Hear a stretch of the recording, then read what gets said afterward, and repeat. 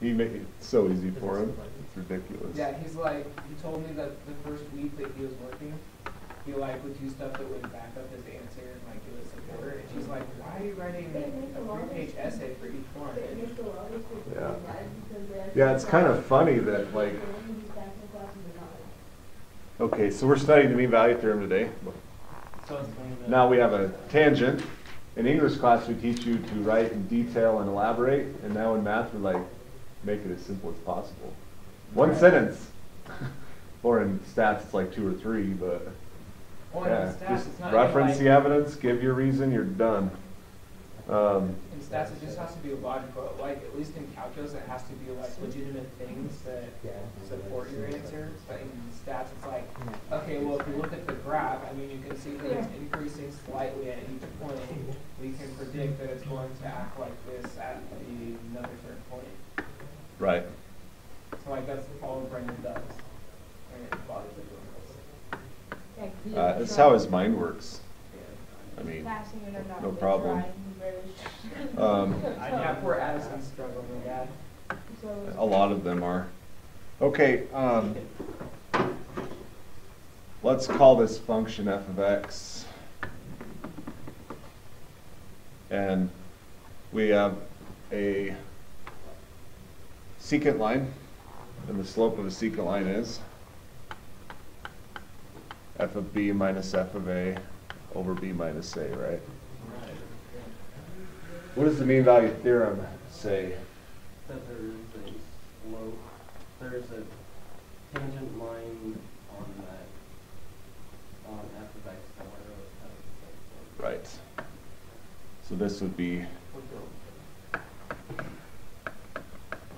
so there is some point C between A and B where the value of the derivative is the same as the slope of the secant line, right? Only if what conditions are met? It's a continuous function. And differentiable, because we're calculating derivative here, right? So keep those conditions in mind. F must be continuous and differentiable. Okay. Do I really be really good at calculus because we're learning the same class like over and stuff? Yeah. So we're going to remember about that. This is why we have good scores on AP exams. Y'all are getting it. Can you think of a real world example where this is used?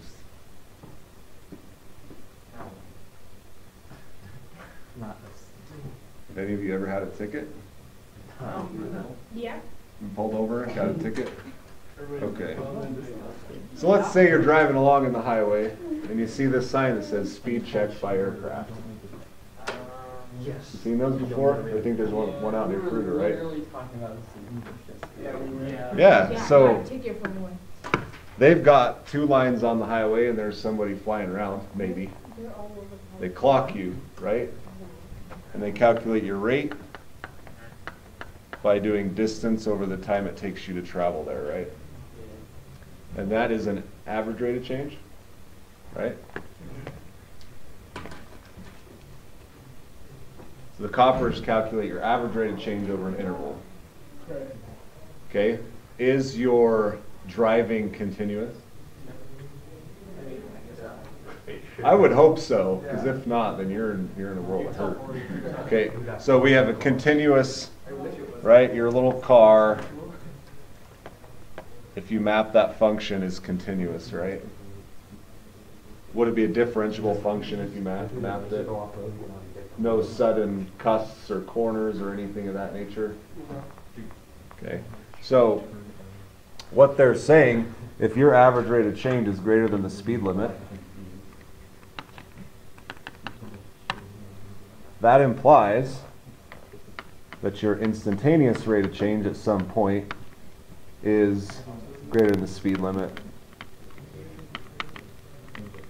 And in fact, it is equal to that value right there at some point, right? Because that's how they clock you, with the radar is an instantaneous rate of change. So the mean value theorem gives the cops some firepower. Yay for math. But they don't actually do the math, they just have a machine that does it. They can't pull you over if they go catch you. Very true, but I mean, it takes them about. You could probably do that on a calculator faster than you can type it into a computer. Because you know the distance, you just type the time in, there's your rate. Donezo. So when they ticket you for that, they just Yeah. It's like a toll fee. Or they have a cop car sitting just beyond. Like in California, they Out have here. one, and then they have a cop sitting on each They'll have a cop sitting out here, and they'll radio them, and they'll pull you over. That's usually how that it's. crabby lady that took a hairdryer and she just like stood out there on the road pretending to have a speed gun. Because No. like people speed through the neighborhood, I and never like did kids hear playing, about so that. every time like people pass it, Okay. they slam on their brakes. Yeah, it worked out too. Okay, here's the, that's funny. Formal mean value theorem. Okay, we assume, What did they say about it? yeah, I do, is continuous on a closed interval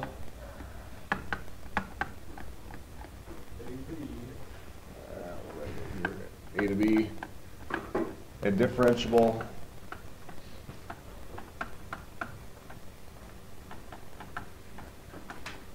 on an open interval A, B. Okay, that's important. Those closed and open intervals is important in the proof. AP doesn't worry about open or closed intervals as much because it's more of a conceptual calculus, but it is important theoretically, just FYI. Then there exists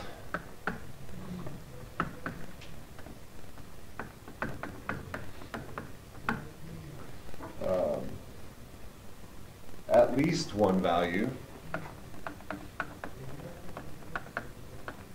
least is 2 words,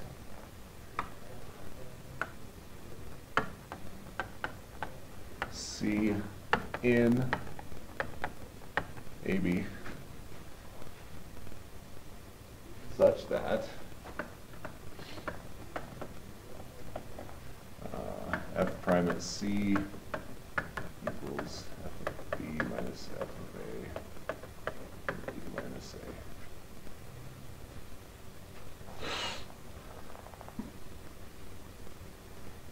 Okay.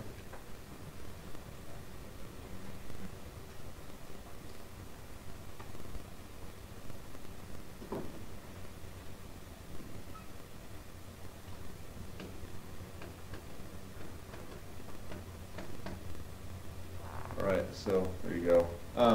If you do go on to a higher level of math in college, get into some theoretical stuff, you're going to start to see that the closed and open intervals, you'll talk about why those matter. Okay. You'll talk about there exists versus for all, right? So all this says there exists at least one versus other theorems that say for all values, okay? And we have different symbols for that, right? So if we were to write this in college shorthand, then there exists, that's there exists. It's a backwards E. Okay. Then there exists a C, which is an element of AB. Yeah, I just wrote that whole half a sentence in 5 letters. Nice. Right. Such that. What? That's true. Okay, so I just wrote an entire sentence in about 6 letters, right? So you're gonna, and I'm not guessing that most of you will not see that, but just so you know, it's actually pretty cool. You can write entire theorems in shorthand, and they're like that long. What did you do on the test? If you're They probably accept it. on the AP exam, I would be willing to bet they would accept it because we all know what that means. And but Well, I wouldn't push it. But Yeah. I mean, on a chemistry test, they had a guy who's like, used the Vulcan language. Oh, I remember. And they Vulcan translated language? That. They use Klingon, and it took Yeah, them and like they 6 or 7 translated it. translators before one person was like, oh, that's Klingon. Yeah, and they translated it and graded it. No kidding. Yeah. So I'm pretty sure they'd accept shorthand. Well, they're just writing much better. Not fun. I don't know. Could you imagine writing a test? Dot, in dot, English, dash, too? dot, dot. Okay, just a quick simple, verify the MVT with f of x equals root x on 0, 9. What do I need to do? Find the answer. Well, Okay, so average rate of change.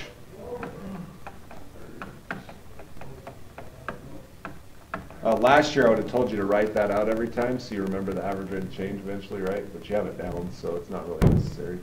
Just make sure you're writing some sort of difference quotient. Okay. AP would accept 3 minus 0 over 9. That would be good enough. Just some sort of thing to show how you calculated the average rate of change, right? And then find the value. Oh, and then we need f prime of x, right?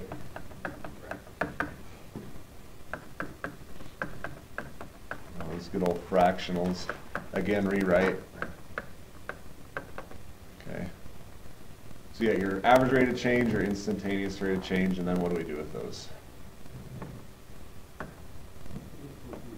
Set them equal.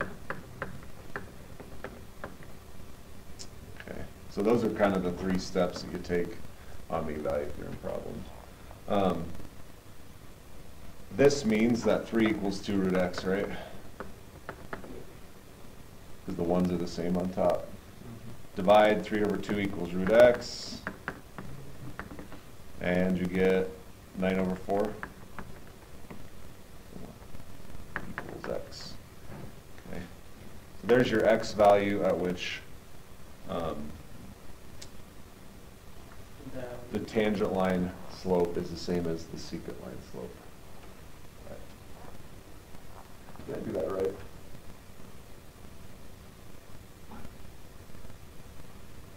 Yep, okay, different. I changed the interval on accident from the book.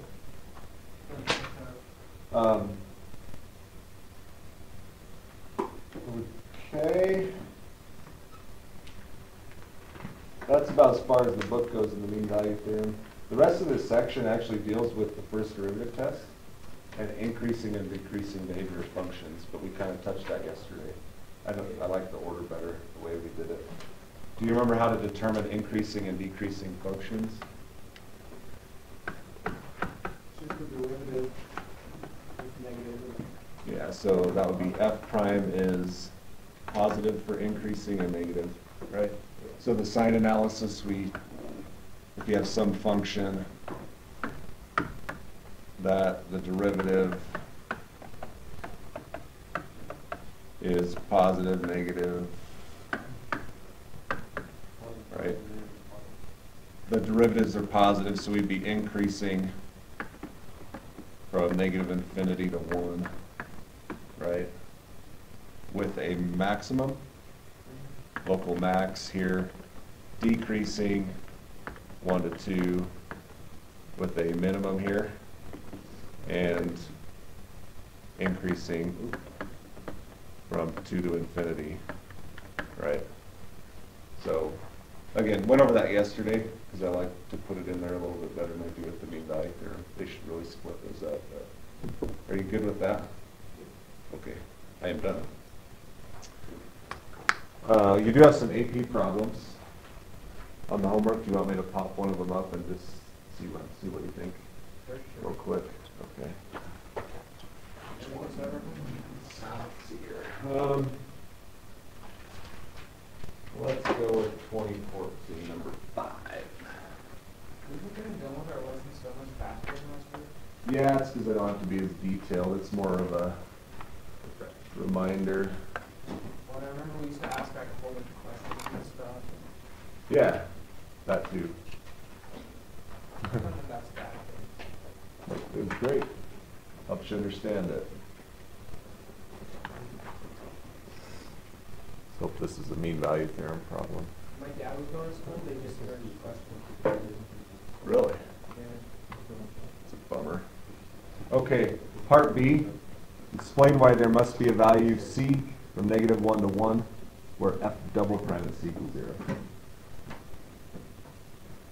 so here's where you have to be careful. This is a mean value theorem problem, but it's dealing with the derivative and the second derivative. So in the theorem it says original function derivative, right? You just need to transfer that to derivative, second derivative. Okay, so the second derivative is 0. We need the first derivative, average rate of change here. Right? So you're going to do f prime at 1 minus f prime at -1 over 1 minus -1. Okay. Making sure that the derivative is continuous and differentiable. Right, so you're applying the mean value theorem to the derivative. Okay.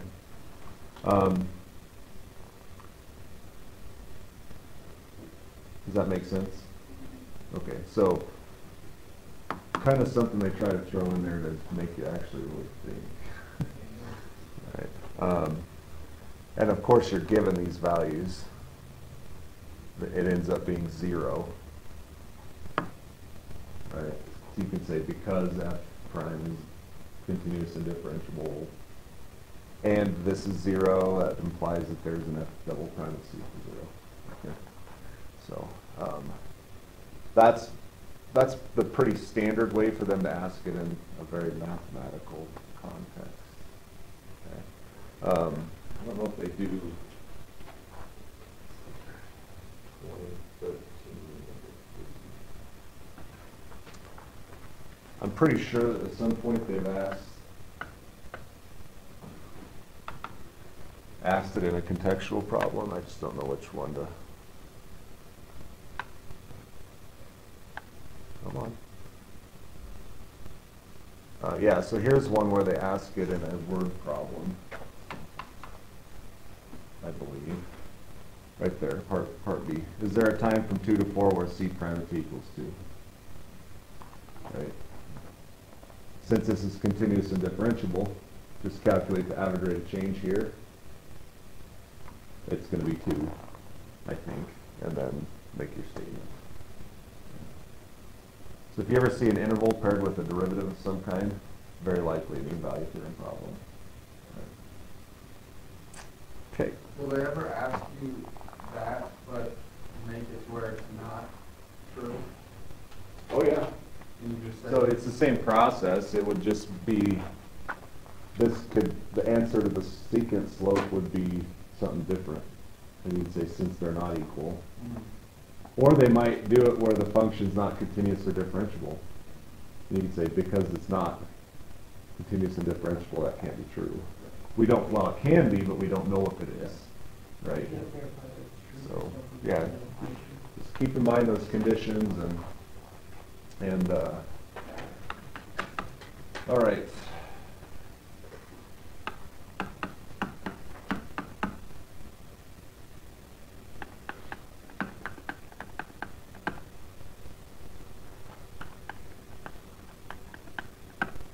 Okay, here we go. So 2014, 5, 13, 2011. Form B. So, yeah, it's a lot of free responses, I know. Keep in mind that all 3 of these were on the BC exam. Okay. So this does come up, and you can see every couple years. So it might actually be one of those questions this year. How many qualifying scores did you get from BC last year? I was disappointed. 3 out of 5. The 2 that didn't were 2s, and they were really low ones in AB. They were the ones scoring like 12 and 15% on my AB in-class tests. They had 1s on the AB exam last 2 years ago. Last year they scored 2s on the BC. So that's when I tell you that every one of you will earn a qualifying score, I'm not just blowing smoke up your tailpipes. So it's going to happen. As long as you perform on game day at least. Okay? All right, well, I'm giving you time, 20 minutes. Hopefully that's enough for you to get quite a bit done. And again, on these free responses, if it's an integral, you can feel free to skip it. If you want the practice, have at it, and I'll give you some bonus points. Okay? Because some of them do have integrals in there.